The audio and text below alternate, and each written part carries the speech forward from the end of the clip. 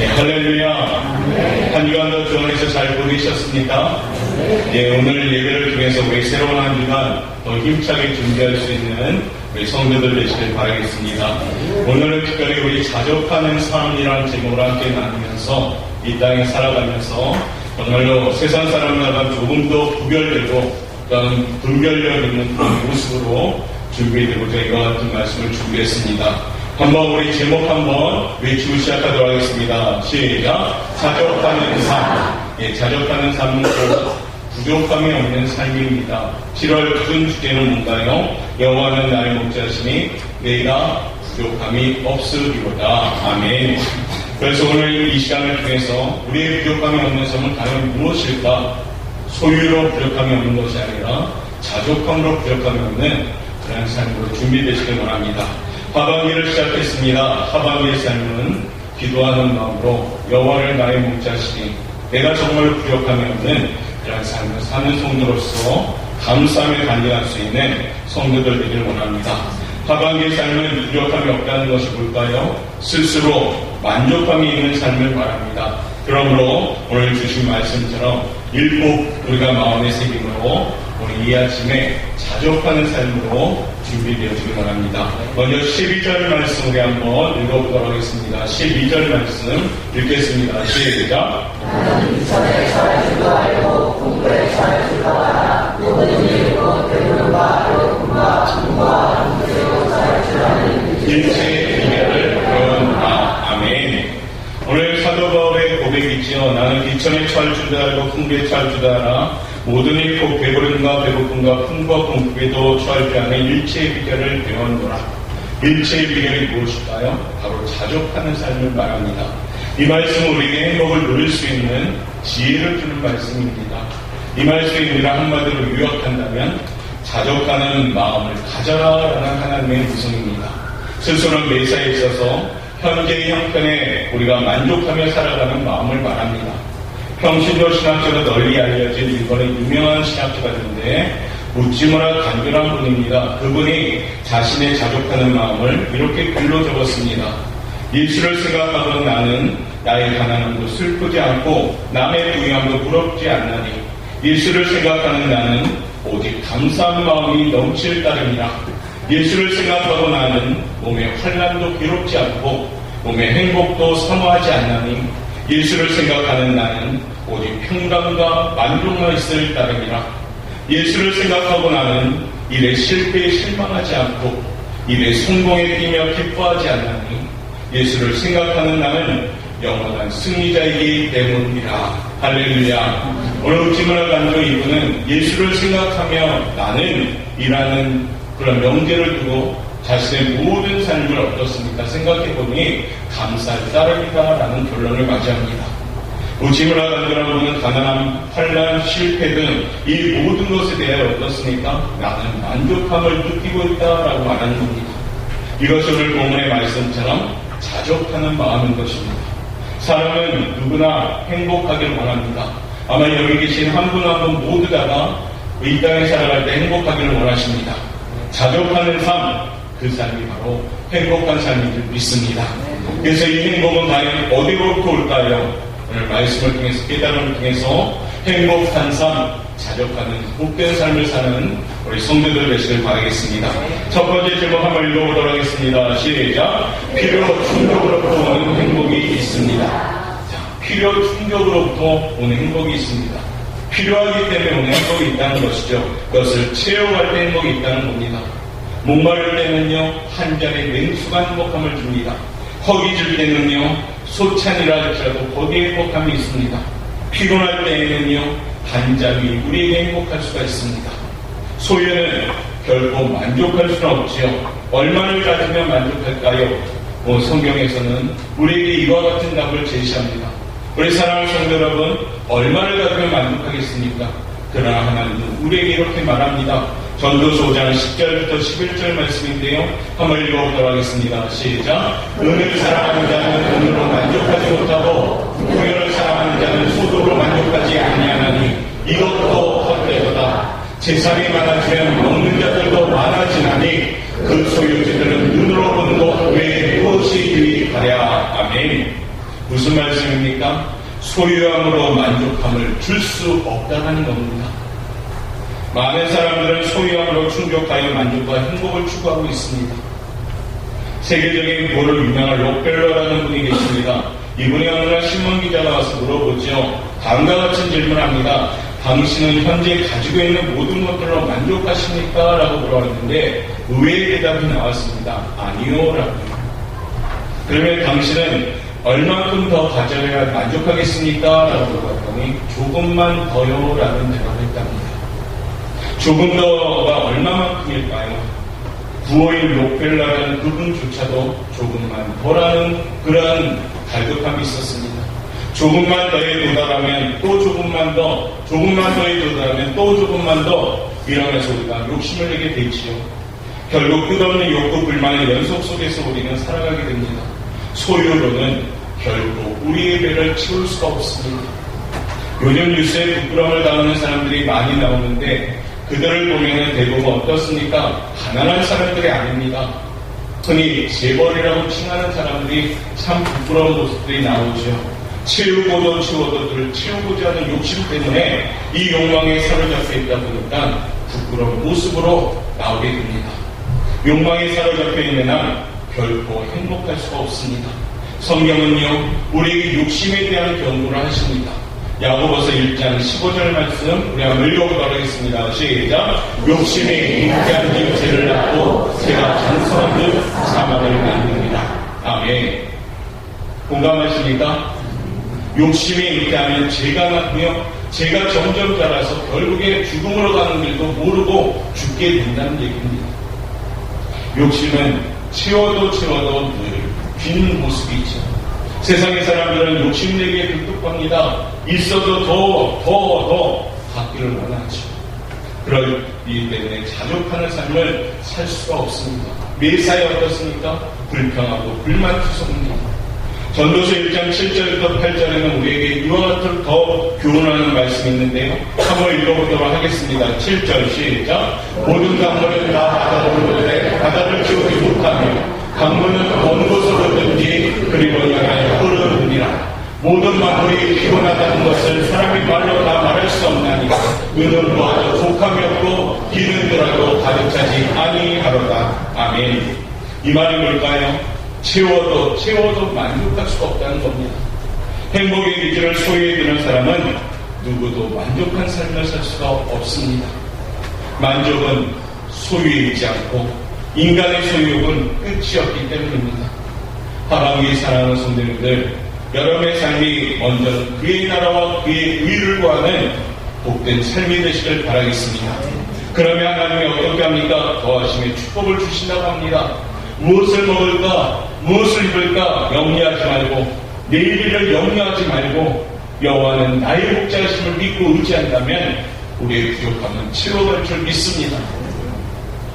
삶의 방향이 주님께 향하고 있다면 그 사람은 자족하는 삶을 사는 것입니다.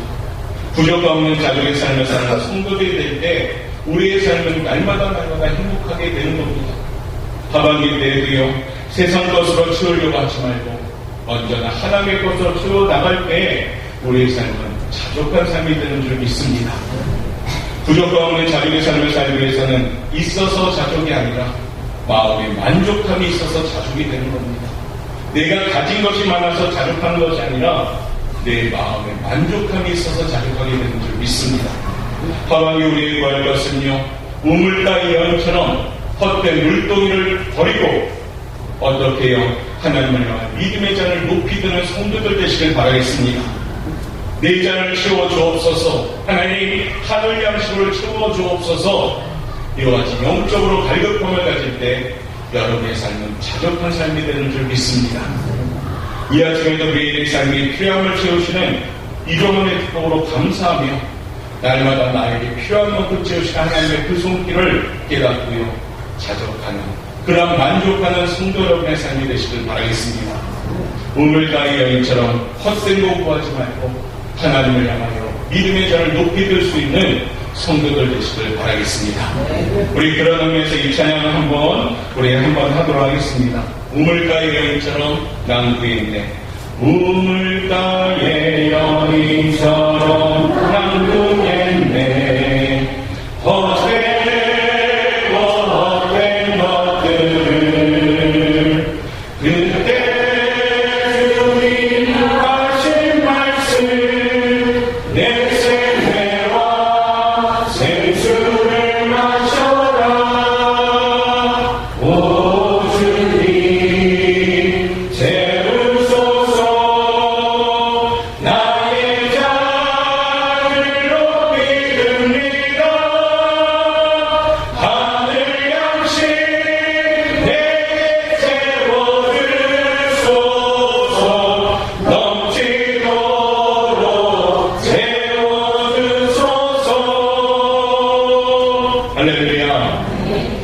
헛되고 헛된 것들을 버리고 하반기 때에는요 믿음의 잔을 높이 드시길 바랍니다. 그 잔이 기도의 입술이 될 수도 있고 그 잔이 찬양의 입술이 될 수도 있고요. 그 잔이 예배의 여러분의 모습이 될 수가 있습니다. 그 잔은 하나님이 채우는 잔이 되는 줄 믿습니다. 세상 것으로 채우려고 해도 늘 우리가 빈잔밖에 들 수가 없는데 믿음의 잔을 높이 들면요 우리 하나님께서 하늘 양식을 채워주는 줄 믿습니다. 자족하는 삶, 그것은 소유에 있는 것이 아니라 우리 영적 갈급함에 있음을 기억하시고 하반기 때에는 하나님을 통해 채워가는 만족한 자족하는 삶을 사는 우리 행복한 성도들 되시길 바라겠습니다. 두 번째는 어떤 것에부터 행복이 올까요? 우리 한번 읽어보도록 하겠습니다. 시작. 인식으로부터 오는 행복이 있습니다. 인식은 또 다른 말로 생각에서부터 오는 행복함이 있다는 겁니다. 전에는 알지 못했는데 깨닫다 보니 감사하고 행복합니다. 환경은 예나 지금이나 변한 것이 없는데 생각이 바뀌니까요 만족하고 감사할 수밖에 없습니다. 바뀌어진 인식 때문에 만족과 행복을 느끼게 되는 것이죠. 어떤 사람은요 자기 아내가 잠이 너무 많아서 걱정이었다고 합니다. 깨워도 자고 일으켜 세워도 자고 아침에 먼저 일어나 밥을 차려야 되는데 일어나지 않아서 매일매일 혼자 출근했다 합니다. 불만이 이만큼 나왔죠. 그런데 이웃에 사는 어느 부인이 불면증에 걸려서 잠을 못 자다 보니까 그 부인이 입원을 했습니다. 오랫동안 입원하다 보니까 그 광경을 보고 이 남편은 이렇게 생각했죠. 아, 불면증보다는 잠 많은 편이 차라리 낫구나라고요. 생각이 바뀌니까요. 어떻습니까? 불만이 없어졌습니다. 생각이 바뀌니까요. 그 아내를 바라보는 그 모습이 참 내 아내는 건강하구나, 잠도 잘 자는구나, 그렇게 바뀌었다는 겁니다. 어떻게 해요? 바뀌면 됩니다. 뭐가요? 생각이 바뀌면 됩니다. 생각이 깨달음으로 바뀔 때 거기에 자족하는 삶이 되는 겁니다. 불평과 불만을 가졌던 생각을 다시 바뀌면요, 긍정적인 생각으로 바뀌게 되면요, 불평의 요건들이 어떻습니까? 감사의 조건을 바꾼 걸 봅니다. 흑이라는 그런 글을 쓴 작가 춘원 이강수 선생이 쓴 잔잔한 기쁨을 이렇게 노래한 내용이 있습니다. 아침에 번쩍 눈을 뜨면 담담한 기쁨을 느낀다. 불안한 세상의 하룻밤을 무사히 보내고 또 하루를 살아있다는 것이 기쁨이다. 옷을 갈아입고 창을 열어 아침 곁에 밝은 하늘과 산을 보면 기쁨은 더욱 뚜렷하다. 이에 소지하고 옷깃을 여미고 앉으면 어디다가 감사의 기도를 올리고 싶은 마음이 난다. 그리고 온 가족이 다 함께 조반을 들 때 사랑하는 기쁨을 노래하며 이 모든 것을 누리는 자는 행복한 자다라고요. 어떻습니까? 춘원 이강수 선생님이 노래한 내용은 그다지 특별한 내용이 하나도 없습니다. 어쩌면 지금 우리가 누리고 있는 삶의 모습이죠. 남다른 화려한 것도 아니고 특별한 것도 아닙니다. 그러나 생각이 바뀌니까요, 그것이 감사의 행복이 된다는 겁니다. 깨닫는 사람만이 누릴 수 있는 행복의 선물, 그것이 바로 자족하는 삶인 것입니다. 우리들의 삶 속에는요, 이처럼 깨어날 때 감사할 일들이 너무나도 많이 있다는 겁니다.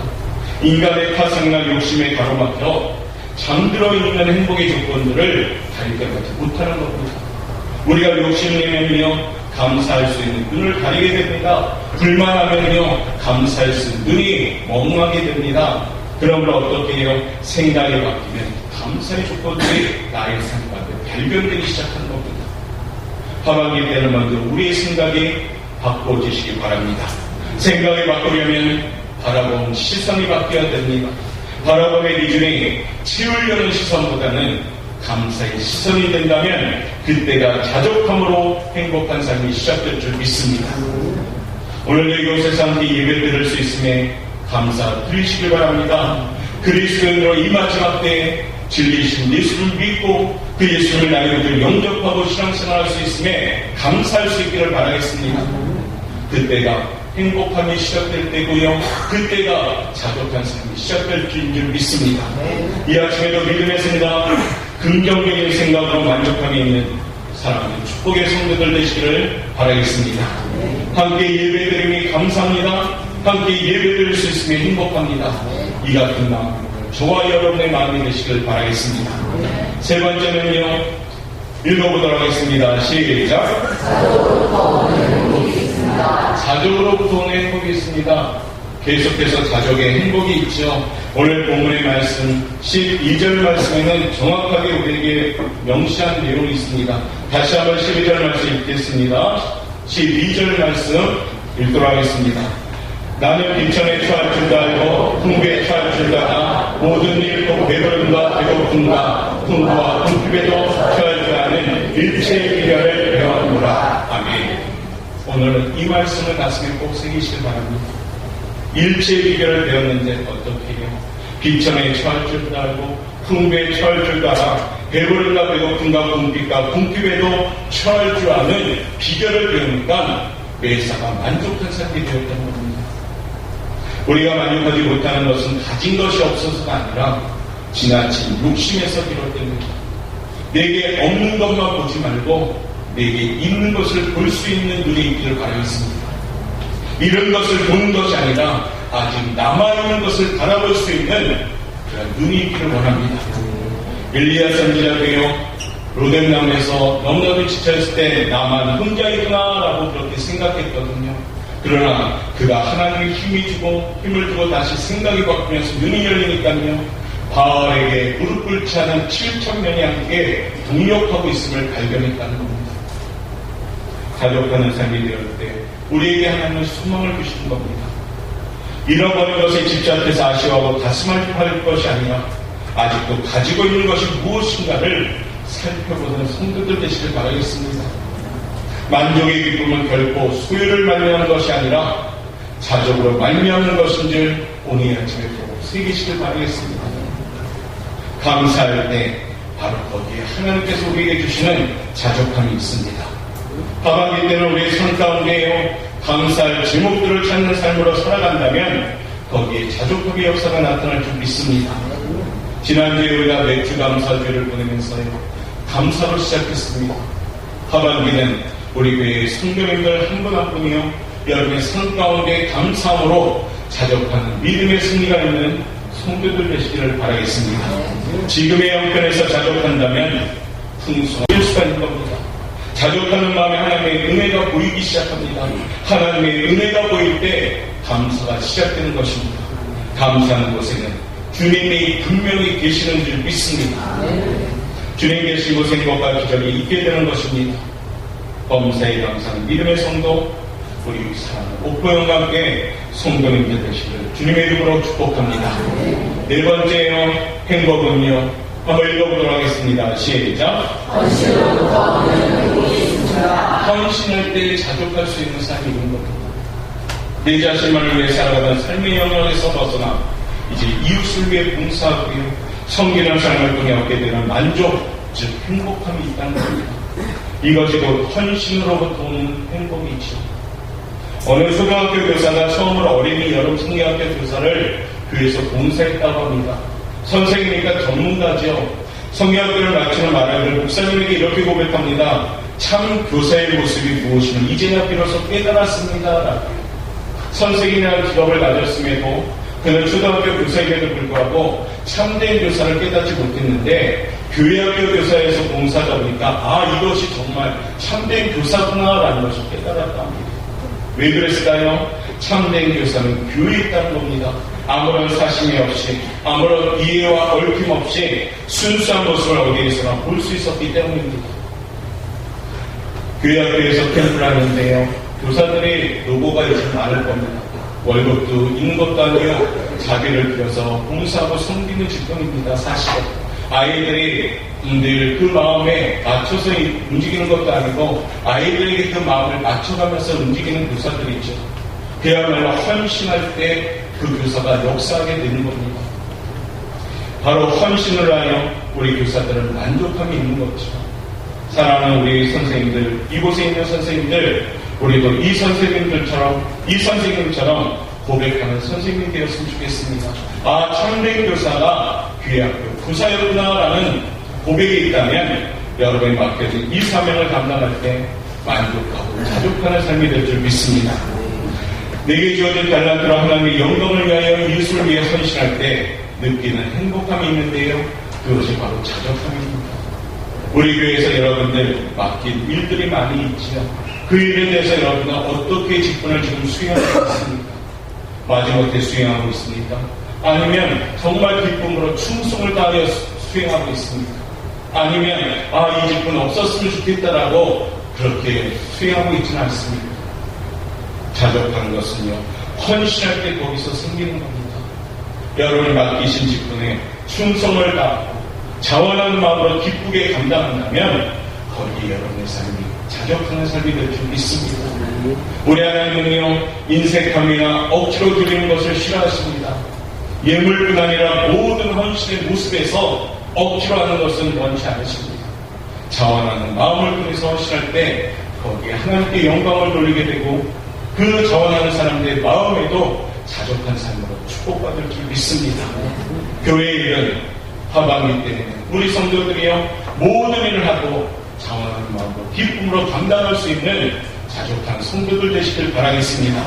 맡겨진 직분을 위하여 하반기 때는 더욱더 기도하시길 바랍니다. 하나님, 제가 맡겨진 직분에 충성을 다하길 원합니다. 하나님, 맡겨진 일에 최선을 다할 수 있는 힘을 다하여 주옵소서. 그래서 이 맡겨진 직분이 나에게 축복의 통로를 열어갈 수 있는 자족한 삶의 출발점이 되시길 바라겠습니다. 헌신하는 자가 자족하게 되는 것입니다. 멀뚱멀뚱 구경하는 자 자족할 수가 없습니다. 교회에서 구경하는 자 불평하고 불만할 수밖에 없거든요. 어떻게 해요? 뛰어들고 자기 자신을 충성으로 감당할 때 거기에 기쁨이 넘치는 겁니다. 하반기 때는 우리 사랑하는 성도들 한 명 한 명이 정말로 헌신함을 통해서 자족하는 삶을 사는 성도들 되시기를 바라겠습니다. 말씀을 마무리하겠습니다. 우리가 자족하기 위해서는 오늘 하나님과 연결이 돼야 됩니다. 하나님과 멀어지면 결코 자족할 수가 없습니다. 이제 현대의 형편에서 자족하며 살아가는 지혜가 있기를 바랍니다. 이것이 그리스도인들의 삶입니다. 끝없는 욕심에 이끌리는 것은 사탄이 미혹하고 유혹하는 것이고 어리석은 모습이지요. 자족하는 마음에 만족이 있고 기쁨이 있습니다. 그리고 감사가 있는 겁니다. 여러분의 삶에 지금 현실적인 환경에서 하나님께 기도함을 통해서 소유에 있는 것이 아니라 마음에 만족함이 있는 자족한 삶을 사는 우리 성도들 되시길 바라겠습니다. 그래서 자족하는 마음을 통해서 성령님이 나에게 충만하게 임하셔서 날마다 삶이 기쁘고 즐거운 삶이 되고 하나님의 음성을 듣고 주님께 가까이 가는 삶, 이러한 삶이 우리 사랑 영광의 성도들의 삶이 되시길 바라겠습니다.